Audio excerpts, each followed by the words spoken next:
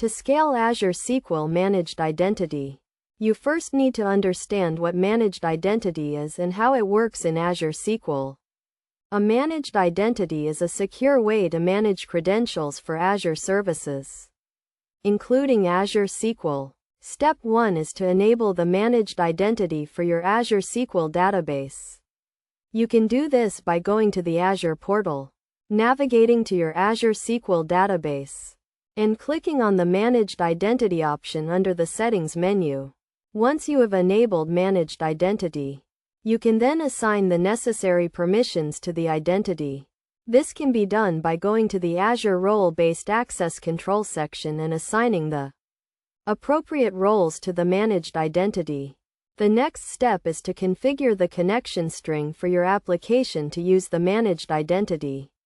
This involves installing the Azure Identity Library and importing it into your application code.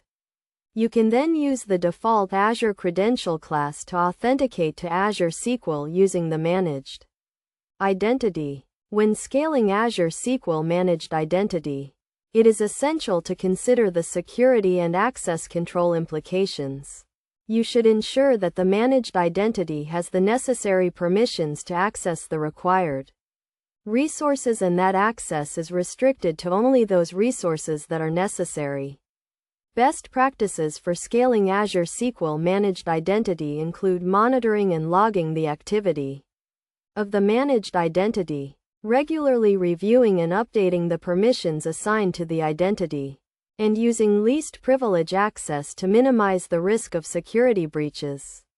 In addition, you should also consider implementing a centralized identity and access management system to manage and monitor all managed identities across your Azure resources. This will help to simplify the management of managed identities and reduce the risk of security breaches. By following these steps and best practices, you can effectively scale Azure SQL Managed Identity and ensure secure and efficient access to your Azure SQL databases.